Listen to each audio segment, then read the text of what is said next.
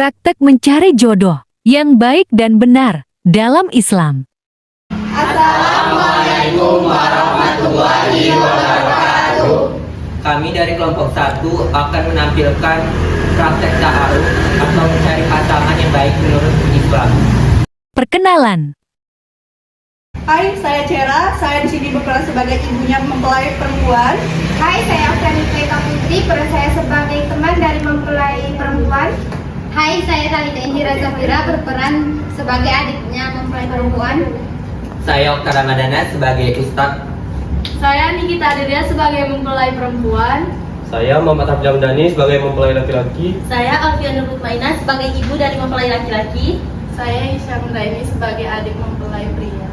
Saya Zara Madani berperan sebagai ayah mempelai laki-laki.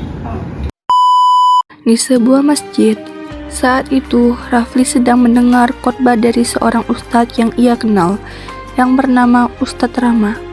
Setelah khotbah selesai, ia mendekati ustadz tersebut dan bertanya perihal bagaimana cara memilih jodoh yang baik dalam Islam. Sebab ibunya telah menyuruhnya untuk segera menikah. Assalamualaikum Ustaz. Waalaikumsalam Kak Rafli. Ada apa Rafli? Jadi Ustaz, saya ingin bertanya, bagaimana cara mencari jodoh yang baik dalam Islam Ustaz?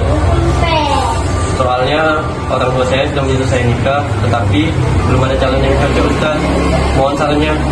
Baiklah, saya jelaskan bahwa menurut Abu Hurairah radhiyallahu anhu, Nabi Shallallahu alaihi wasallam bersabda bahwa seorang wanita dinikahi karena 4 hal. Yang pertama yaitu karena hartanya, keturunannya, kecantikannya, serta karena agamanya. Maka pilihlah wanita karena agamanya, niscaya kamu akan menjadi orang yang beruntung. Oh, baiklah Ustaz. Kebetulan saya mempunyai keponakan perempuan, umurnya juga tidak sedikit lebih jauh dari kamu. Apakah kamu ingin bertaruh dengannya? Ya Ustaz, tapi saya bertanya dulu kepada kedua orang tua saya. Saya juga akan berbicara kepada keponakan saya dan keluarganya. Apakah dia tidak setuju atau tidak setujunya, maka saya akan berbicara kepada keluarga masing-masing. Baiklah Ustaz, saya izin pamit dulu. Assalamualaikum. Waalaikumsalam. Rafli pun pulang ke rumah, menemui keluarganya untuk membicarakan tentang niatnya untuk bertaaruf dengan keponakan Ustadz Rama. Kalau ibu sih lebih baik, aku kalau menurut Rafli baik.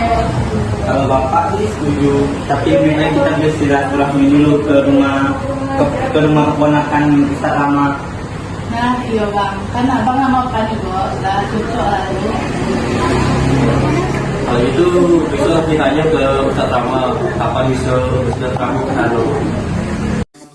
Ustadz Rama pun mendatangi rumah Cera atau adik iparnya untuk membahas mengenai Rafli yang ingin bertaaruf dengan anak dari adik iparnya, yaitu Nikita. Kalau ibu sih tergantung ibunya, tapi ibunya lagi tadinya sama temennya. Assalamualaikum. Waalaikumsalam warahmatullahi wabarakatuh. Kebetulan Niki, ini paman kamu mau ngomong sama kamu.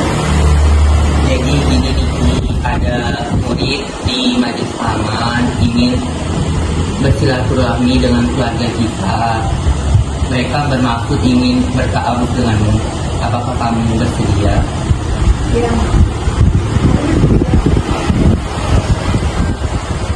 Jika Niki telah bersedia, maka nanti Paman akan berbicara dengan salah satu murid Paman tadi. Baiklah, kalau gitu Paman pamit dulu ya. Assalamualaikum. Rafli mendatangi Ustadz Rama yang sedang bersantai sambil minum kopi di depan rumahnya. Assalamualaikum Ustaz. Waalaikumsalam. Silakan bicara. Ini sudah. Jadi bagaimana tentang kemarin? Apakah anak Rafli telah berbicara dengan keluarga? Sudah Ustaz, kedua orang tua juga kita setuju. Bagaimana dengan keluarga keponakannya Ustaz? Keponakan saya dan keluarganya juga telah setuju.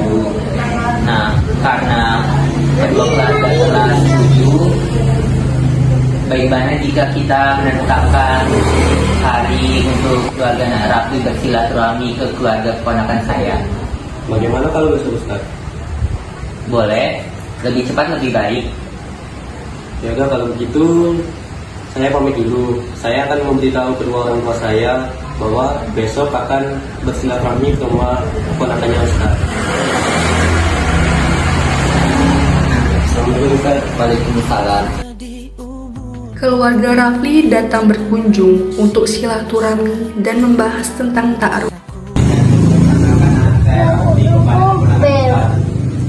Baiklah, jika demikian, nanti perkenalkan diri Rafli dan sebaliknya Rafli memperkenalkan ini keponakan saya Niki. Apakah keluarga kalian ada maksud dan tujuan lain datang ke rumah kami? Ya, dan kami di sini juga ada maksud lain. Saya ingin mengajak keponakannya Ustaz untuk melakukan ta'aruf. Setelah kami pertimbangkan, anak saya pun menyetujui ta'aruf tersebut dengan Nak Rafli. Baiklah, jika memang telah kedua pihak telah setuju, maka kita akan atur tanggal pertunangan. Bagaimana jika dengan bulan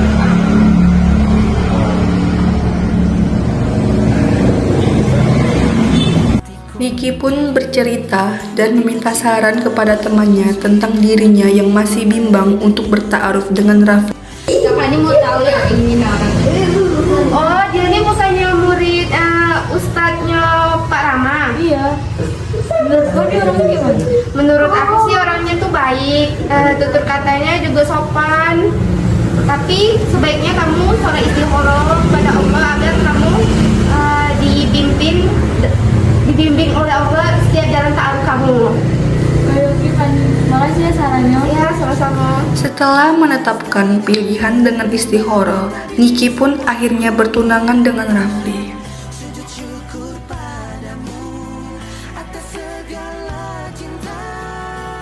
Assalamualaikum warahmatullahi wabarakatuh. Jadi di sini saya akan menyimpulkan hasil praktek tentang ta'aruf atau mencari pasangan yang baik menurut Islam. Nah, menjalin hubungan sebelum pernikahan yang baik menurut Islam yaitu melalui ta'aruf.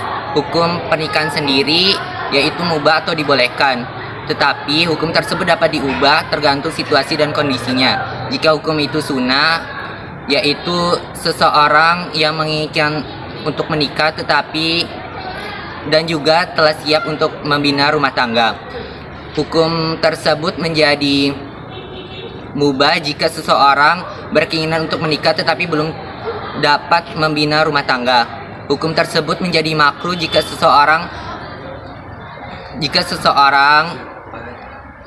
belum siap atau belum mempunyai bekal untuk membina rumah tangga. Hukum tersebut menjadi haram apabila seseorang tidak menjalankan kewajiban atau tidak berkeinginan menjalankan kewajibannya sebagai seorang suami atau istri yang baik dalam pernikahan. Nah, cara mencari pasangan yang baik menurut Islam yaitu yang pertama yaitu satu agama, yang dua taat dalam beribadah, yang ketiga bersedia taat kepada suami, yang keempat yaitu subur atau dapat menghasilkan keturunan, serta yang terakhir yaitu menjaga aurat atau tidak menampakkan kecantikannya selain kepada suaminya. Dalil terkait pernikahannya itu dalam surah An-Nur ayat 32 yang berbunyi A'udzubillahi minasyaitonirrajim Bismillahirrahmanirrahim A'ankihul ayyama minkum wassolihina min ibadikum wa imaikum iyakunu faqara'a yaghnihimullahu min fadlih wallahu wasi'un alim, yang artinya dan nikahkanlah orang-orang di sekitarmu yang masih lajang dan orang-orang yang layak menikah dari hamba-hamba sayamu yang laki-laki dan perempuan. Jika mereka miskin, Allah akan memberikan kemampuan kepada mereka dengan karunia-Nya. Sesungguhnya Allah maha luas pemberiannya dan maha mengetahui. Surat yang kedua yaitu Quran Surat An-Nisa ayat 1 yang berbunyi A'udzubillahi minasyaitonirrajim Bismillahirrahmanirrahim.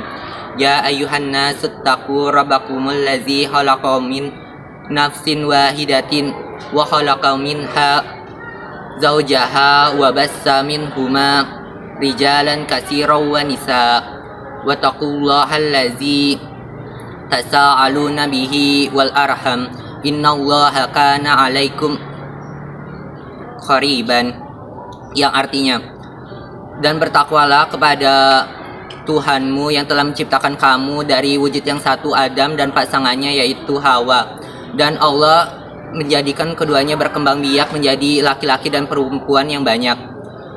Sekian penampilan praktek dari kelompok kami, kurang lebihnya kami mohon maaf. Wabillahi taufiq wal hidayah. Wassalamualaikum warahmatullahi wabarakatuh.